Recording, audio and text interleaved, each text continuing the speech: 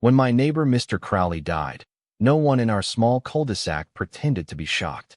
He had been the strange, unsmiling type for as long as I could remember, a man whose curtains were always drawn, whose yard was perfectly trimmed, but whose eyes followed you if you lingered too long on the sidewalk. Children called him the Watcher, though never to his face. Adults called him Private, as a way to excuse his distance. When the ambulance lights finally stopped flashing outside his house and his body was taken away, I felt the odd mixture of relief and curiosity. The kind you don't say aloud, because it makes you sound cruel, but you think it anyway. Now that he's gone, maybe his house will finally tell its secrets. I was not related to him, not even a friend. At best, we were nodding acquaintances. But something gnawed at me that morning when I saw the front door of his house ajar, left that way by the paramedics. I should have ignored it. I should have gone inside my own house, made coffee, gone to work like a normal person. Instead, I crossed the lawn, looked over my shoulder to make sure no one was watching, and stepped inside. The first thing that hit me was the smell. Not rot or decay. The paramedics had been quick, but dust, dampness, and a strange, metallic tang that clung to the air like rusted iron. The second thing was the silence. Houses where people live always have a hum to them. Clocks ticking, refrigerators humming, the faint buzz of electricity. His did not. It was as though the walls themselves had stopped breathing. I should have turned around then, but something deeper tugged at me, an impulse that felt less like curiosity and more like compulsion. And then I saw it.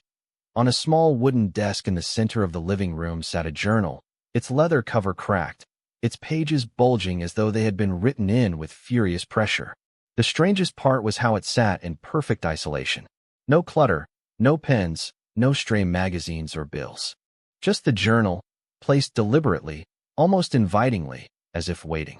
My hand trembled as I reached for it. "You shouldn't," I muttered aloud, as though speaking could break the spell.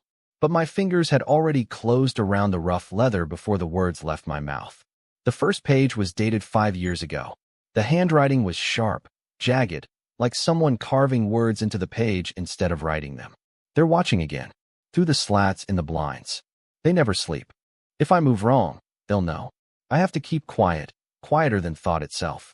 I frowned. Paranoia, I told myself. Old men get lonely, their minds fracture. But I kept reading. She smiled at me today, but it wasn't her smile. It was his. He wears her face when he wants to get close. I think he's testing me, waiting for me to falter. My throat dried. The words weren't rambling nonsense.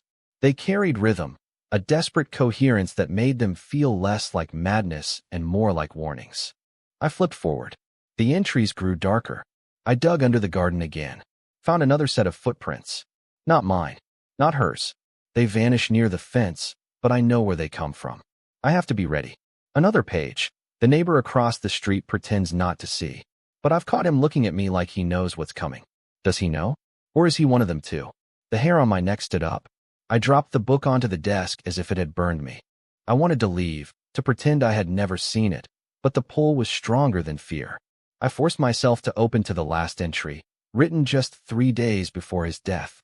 The ink was smeared, as if written in haste or trembling hands. It's closer now. Too close. The face in the window wasn't a stranger this time. It was mine, staring back at me, smiling. My vision blurred, a pressure building behind my eyes.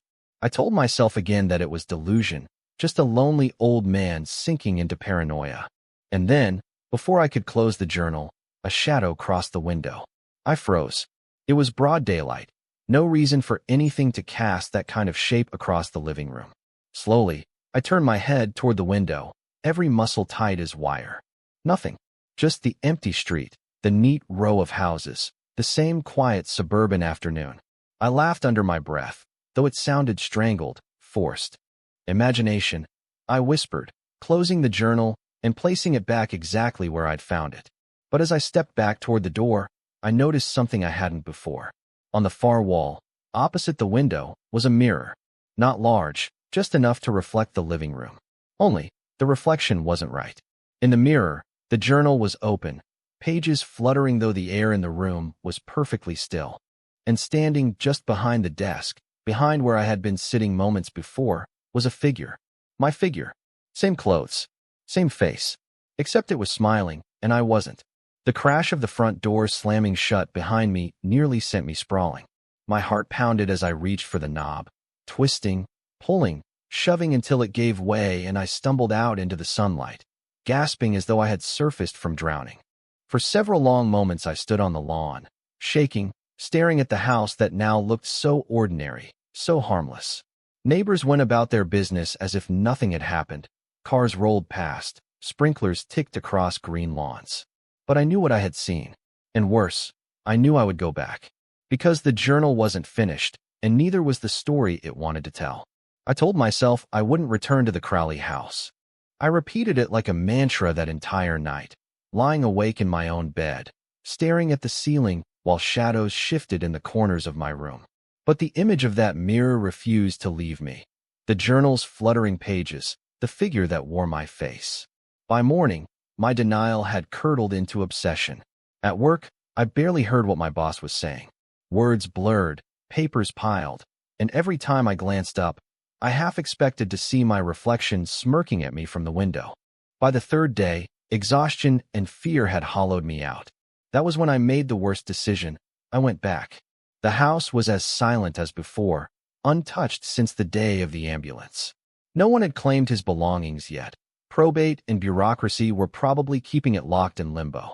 Still, the door opened easily under my hand, and when I stepped inside, the air was heavier, as if the house itself recognized me. The journal sat exactly where I had left it. I tried to convince myself that I was only there to prove I wasn't afraid, that I'd glance at a few more pages and laugh at the ravings of a paranoid mind. But when I opened it again, the words drew me in like a current. They tried to trick me last night. Knocked on the door, pretending to be a neighbor asking for sugar. Their voice was hers, but her mouth didn't move when the words came. I almost let them in. I swallowed. My mind flicked instantly to my own neighbors. Friendly, ordinary people. Or were they? Another page. I've started marking the walls. Symbols to keep them out. If you find this, don't erase them. If you erase them, they'll know you've chosen their side. I looked up from the page and scanned the room. At first, I saw nothing.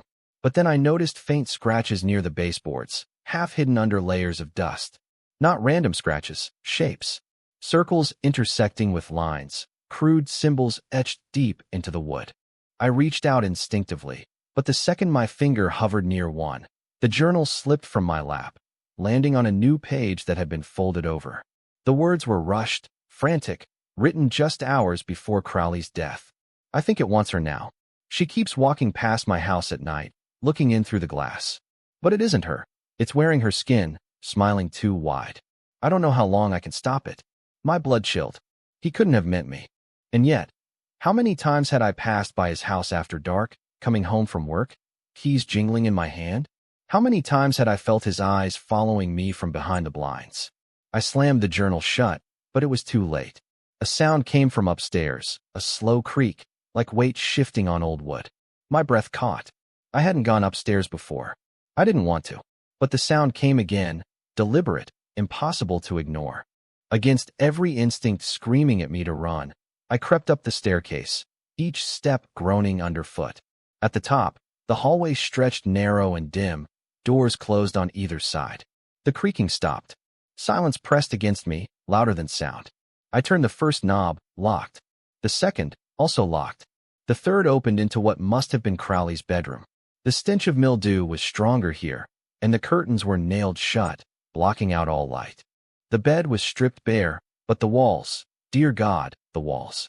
Every inch was covered in the same crude symbols I'd seen downstairs, drawn in thick black marker, overlapping and looping in frantic layers. In the center of the room stood another mirror, taller than me, its frame cracked and peeling, its glass clouded. And in it, my reflection did not move. My knees nearly buckled. I raised my hand slowly, forcing myself to wave, and the reflection only stared, expressionless, before slowly tilting its head to the side. My voice scraped out of me in a whisper, "What are you?" The reflection smiled. My hand fell uselessly to my side, my body trembling with cold that wasn't in the room. And then the reflection did something impossible. It stepped forward, as though pressing against the glass from the inside. A ripple passed through the mirror, distorting the symbols on the wall behind me. I stumbled back, hitting the doorframe, fumbling for the knob. Before I could turn it, I heard footsteps, real footsteps, pounding on the stairs below. Someone was in the house. My heart slammed into my ribs. Who else would come here? My mind darted to the journal's entries. Neighbors pretending, faces borrowed. I yanked the door shut behind me and pressed myself against it, listening. The footsteps grew louder, closer, stopping at the top of the stairs. Silence. My pulse roared in my ears. And then, my voice, called softly from the hallway. Come out. I just want to talk. I clamped a hand over my mouth to stifle the scream clawing up my throat. The voice was perfect, identical, except for the smile I could hear in it, wide and hungry. The doorknob began to turn. The doorknob rattled once, twice, and then stilled. Whoever, or whatever, was on the other side seemed to be waiting, as though savoring my silence. I pressed harder against the wood, my palms slick with sweat, trying to will myself invisible. After what felt like an eternity, the footsteps receded, slow and deliberate, back down the hallway. Only then did I let my breath escape, trembling and shallow. I didn't dare open the door. I didn't dare move at all. When I finally gathered enough courage to inch the door open, the hallway was empty, though the air still throbbed with presence, heavy and expectant. I stumbled down the stairs, desperate to escape, when a figure appeared in the living room, and I nearly screamed. A woman stood there, older than me by maybe a decade, her hair tied back, her eyes sharp and haunted. She raised her hands quickly in surrender. Wait, don't run. I'm not one of them. My chest heaved, panic roaring inside me. Who the hell are you? She nodded toward the journal on the floor. Like you, I read it. Years ago. I stared at her, my pulse refusing to slow. She stepped closer, her voice low, urgent. My name is Clara. I lived next door before you moved in. Crowley wasn't insane. He wasn't paranoid. What he wrote in that journal, it's real. Her words cracked the fragile shell of denial I'd been clinging to. Real? I croaked. What's real? Clara's eyes flicked to the mirror upstairs, as though she could see it through the ceiling. They are. Reflections that aren't reflections. They watch. They wait. And when you notice them, they try to take your place. My stomach lurched. Every instinct screamed at me to dismiss her, to laugh, to call her insane. But the memory of my reflection's smile silenced every excuse. Why didn't you stop it? I whispered. Her mouth twisted. I tried. Crowley tried. We failed. We thought we could fight them, but they don't fight fair. They use your voice, your face. They make your neighbors suspicious, your friends think you're losing your mind. They starve you of trust until you're too weak to resist. She gestured toward the journal. He kept writing, not just for himself, but for whoever came after. You. My knees wobbled, and I sank onto the couch, clutching my arms to my chest. Why me? I didn't ask for this. Neither did he, Clara said softly. For a moment, her expression softened, grief flickering across her face. He lasted longer than I did. I ran. That's how I survived. The shame in her voice was unmistakable, but I barely registered it. My mind was spiraling. So what now? Clara hesitated before answering. Now you learn the rules. There are ways to slow them, ways to hold them off. But once they mark you, her eyes darkened. It never ends. She showed me her wrist, tugging up the sleeve of her coat. There, carved faintly into her skin like old scars, were the same crude symbols I'd seen on the walls. My stomach flipped. You did that to yourself? They don't just live in mirrors, she whispered. They come through glass, water, anything reflective. These marks, they confuse them, make it harder to slip through. Crowley knew. That's why he covered his house. I shook my head violently. I can't do this. Clara knelt in front of me, gripping my trembling hands. You don't have a choice. You saw it. It saw you. That's the bond. My throat ached, my chest heavy with terror. Then how does this end? Her silence was answer enough. The days that followed blurred into a waking nightmare. Clara stayed close, moving like a shadow in my life, teaching me the signs, the rituals. I stopped looking into mirrors, covered every reflective surface in my home with sheets and blankets. Friends began asking questions I couldn't answer. Why my windows were draped, why I avoided eye contact, why I flinched at my own reflection in shop windows. I lied, fumbling excuses, but suspicion grew. My boss warned me about my erratic behavior. My mother left voicemails I couldn't bring myself to return. The world outside narrowed, until Clara was the only person I trusted, the only one who believed me, or claimed to. And yet, cracks began to form. Late one night, as we sat in my darkened living room, she admitted something that gnawed at me. "I never told you why I left this street," she murmured. "It wasn't just fear. It was because I saw myself, outside my own house, holding my daughter's hand." She looked up at me with eyes that weren't hers. I couldn't risk it. Her voice broke, and I realized she hadn't seen her child in years. My skin prickled. "You abandoned her?" "I saved her," Clara snapped, then softened. Or at least, that's what I tell myself. Her confession cracked something inside me. If she had left her own daughter, what loyalty did she owe to me? Was I just her replacement, the next unlucky soul dragged into this endless war? The thought gnawed at me for days, until one evening, when exhaustion pinned me to the couch, I heard a knock at my door. Not heavy, not threatening. Gentle. Familiar. My mother's voice called softly. "Honey, it's me. Please, just open the door." My heart clenched. I hadn't spoken to her in weeks. The longing to see her, to feel safe, to be held, swelled like a tidal wave. But Clara grabbed my arm, her nails biting into my skin. "Don't. It isn't her." "You don't know that," I whispered, tears stinging my eyes. "I do," she insisted, her grip bruising. "They'll use anyone. Anyone you love." But when I looked through the peephole, it was my mother. Her face, her voice, her eyes shining with concern. "Please," she begged. "I just want to see you." My body trembled, split in two by impossible choice. Trust Clara, who admitted to abandoning her child, who might be lying, manipulating me for reasons I couldn't understand? Or trust the woman who raised me, who looked exactly as she always had, who was begging for me to let her in? My hand hovered over the lock, tears streaming down my face. Behind me, Clara hissed. "If you open that door, you're finished." My mother whispered through the wood. "Please, sweetheart, don't you trust me?" The question shattered me. And in that moment, with my hand still on the lock, I realized, no matter what choice I made, I was going to lose something I couldn't live without. My hand hovered on the lock, my heart clawing against my ribs like a trapped animal. Clara's breath was hot against my ear, sharp and insistent. "Don't. It isn't her." But on the other side of the door, my mother's voice trembled with such raw desperation it nearly broke me. "Please, sweetheart, I don't know what's happening to you. I just need to see you." Her tone cracked on the last words, and with it, so did I. I twisted the lock before I could stop myself. The click echoed through the silence like a gunshot. Clara cursed under her breath, lunging to stop me. But the door swung open, and there she was, my mother. Her familiar face, her trembling hands, her tears. She stepped forward, arms outstretched, and for a heartbeat I let myself believe. I fell into her embrace, breathing in the scent of her perfume, the warmth of her chest against my cheek. Relief washed through me in a flood so strong it made me dizzy. But then her arms tightened. Too tight. Her heartbeat was wrong. Too slow, too steady. As though it wasn't a heart at all, but something mechanical, something rehearsed. I froze. Slowly, I tilted my head back to look at her face, and that's when I saw it.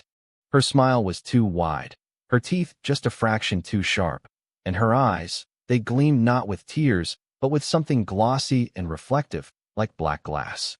I tried to pull away, but she held me fast, her grip bruising.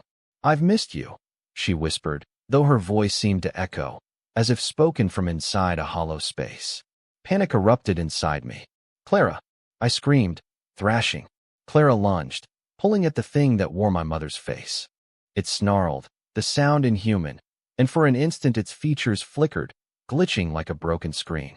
My mother's face slipped, revealing something eyeless beneath, pale and fluid like wet clay. Then it snapped back, smiling sweetly again. "Don't fight me," it crooned. I kicked and clawed, my nails raking its cheek, and the illusion broke further. Clara shouted words I didn't understand, fragments of some ritual she must have learned long ago.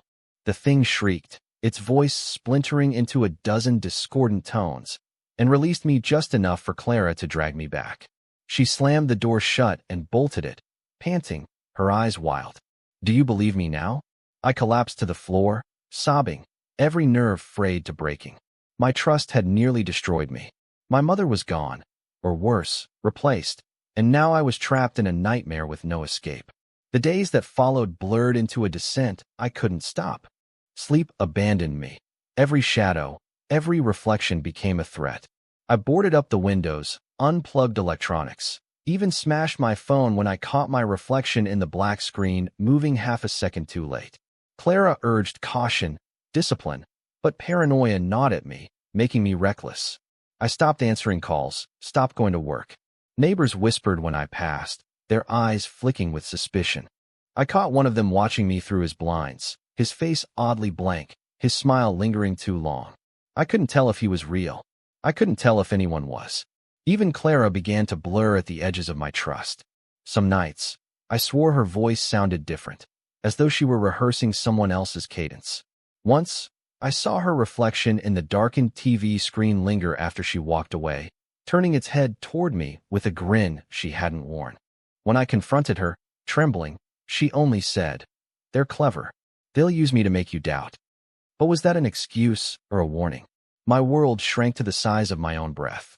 Hunger clawed at me, but I barely ate. My hands shook constantly, nails bitten to the quick. The journal remained at my side, Crowley's frantic handwriting both a comfort and a curse. Some entries I hadn't noticed before seemed to change when I read them, sentences rearranging themselves into fresh warnings. They will take her form. They will whisper her voice.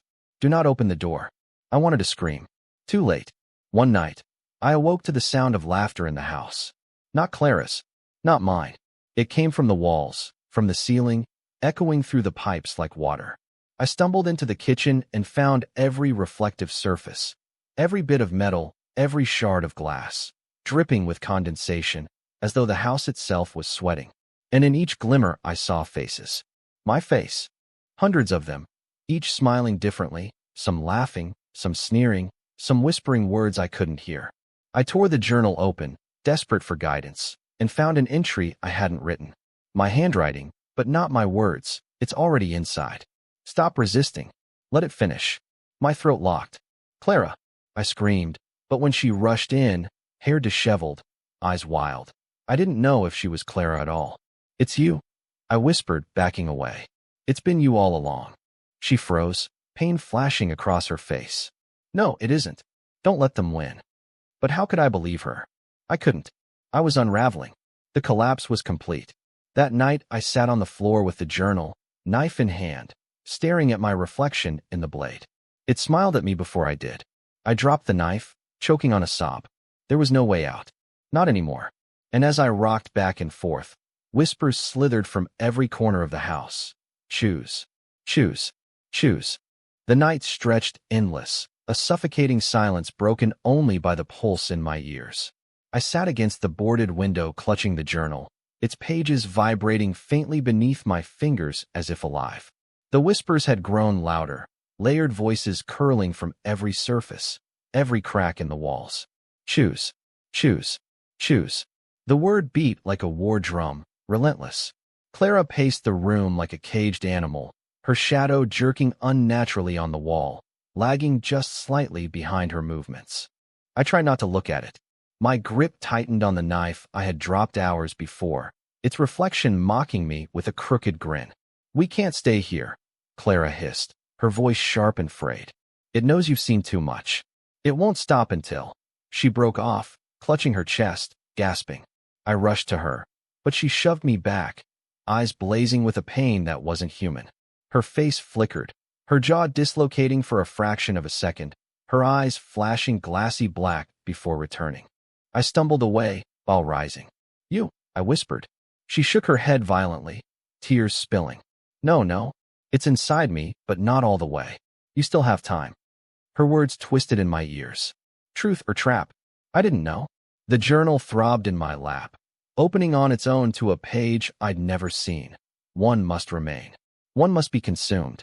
That is the way balance is restored. My stomach dropped. What does it mean?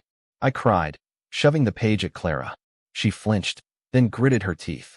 It's the choice. Either it takes me, or it takes you. The air thickened, pressing against my lungs. The walls shuddered as if the house itself had heard and approved. Shadows deepened, gathering into corners, lengthening toward us like black roots. The reflections returned, shimmering in every crack of glass I hadn't noticed before. Dozens of versions of me and Clara leering, laughing, mouths moving in sync with the whispers. Choose. Choose. Choose. I shook my head violently. No. There has to be another way. Clara's voice cracked, desperate. If you don't choose, it will take both of us. It will take everyone. That's how it spreads. That's how it wins. Her eyes locked onto mine, wide and pleading. Please. If you love me at all. She broke off with a strangled cry as her body convulsed, her skin rippling like water disturbed. Her shadow peeled away from the wall and stood separate, grinning. I screamed, backing into the corner, clutching the knife so hard my knuckles burned. Clara collapsed, gasping. Her shadow moved toward me instead, its head cocked, smiling with my mother's teeth. Choose, it hissed, its voice blending with the countless others. Clara crawled toward me, blood at her lips, whispering, do it. End me before it's too late. My mind fractured under the weight of the moment. Kill Clara, my only ally, to stop the thing gnawing through her skin? Or refuse, risk losing everything. Let the entity spread until it devoured not just me, but reality itself? The journal's words burned in my head. One must remain. One must be consumed. My breath hitched, tears streaming, chest aching as though my ribs would snap. I raised the knife, shaking. Clara nodded, a ghost of a smile breaking through her agony, as if she were ready. It's okay. It has to be me. But as I stared at her, broken and bleeding, another thought slashed through me. What if this was another trick? What if the real Clara had already been devoured, and this plea was only the thing wearing her voice, steering me toward the choice it wanted? My hand trembled violently. The shadow surged forward, splitting into a dozen shapes, filling the room with writhing forms, each one whispering my name.